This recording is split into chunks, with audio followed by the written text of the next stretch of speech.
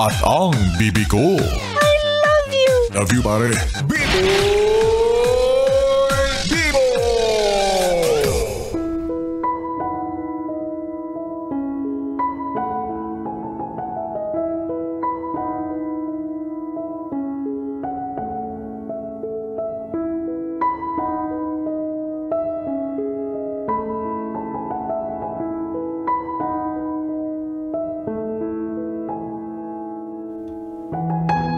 Bibi, naranasan mo na bang maikumpara sa iba?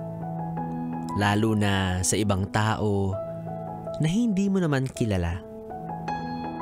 Yung paulit-ulit mo lang naririnig na mas magaling sila, mas karapat dapat ibida. Kaya minsan, di maiwasan na kung paano nilayangat yung iba laban sa'yo. Siya namang unti-unting pagbaba ng kumpiyansa mo.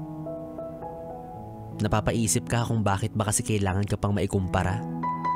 Na para bang hindi man lang nila nakita yung natatangi mong halaga.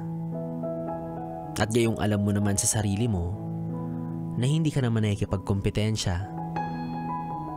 Oo, maaaring siya nga yung mas mahusay. Pero hindi ba't magaling ka rin naman sa ibang aspeto ng buhay? At yun ay ang patunay na may iba't iba tayong kakayahan sa bawat larangan na kailanman ay hindi magpapantay-pantay. Lahat tayo ginawa na may sariling level ng kakayahan at abilidad. At maaaring sinadya yun para lagyan kung ano man yung kakulangan na dapat mapunan. Kasi kung lahat tayo pare-pareho, baka mas maging magulo yung mundo. Kaya tama na sa pagkukumpara ng iba. Alam kong ang intensyon mo lang ay mas pag-igihan pa niya. Pero ang hindi mo alam, nakakasakit ka na.